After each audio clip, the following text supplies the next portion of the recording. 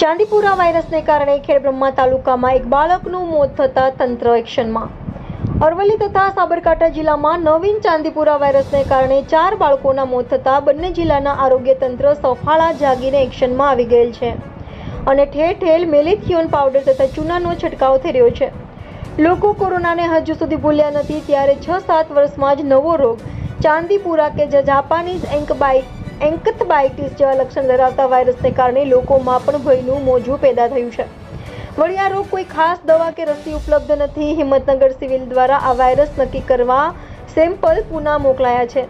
સખત તાવ આવવો, ચાઠા પડવા, આંખો લાલ થાય, માથું દુખવું, અશક્તિ, શ્વાસ લેવામાં તકલીફ પડે, ઉલટી થાય તેવા લક્ષણો છે.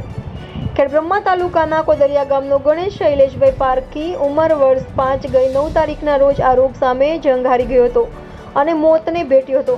તે સિવાય રાજસ્થાનના ખેરવાડા તાલુકાનો એક બાળક તથા ભિલોડાની એક 6 વર્ષની બાળકી તથા અરવલ્લી જિલ્લાના એક બાળકનું મોત થયું છે અને રાજસ્થાનના ઉદયપુર જિલ્લાની એક 4 વર્ષની બાળકી તથા હિંમતનગર તાલુકાના પીપળિયા ગામની એક 9 વર્ષની બાળકી હાલમાં હિંમતનગર શહેરમાં દાખલ થયેલ છે. રિપોર્ટર જયેશ ઠાકોર સાથે Shailesh Patel, India 24 news channel, Sabarkantha.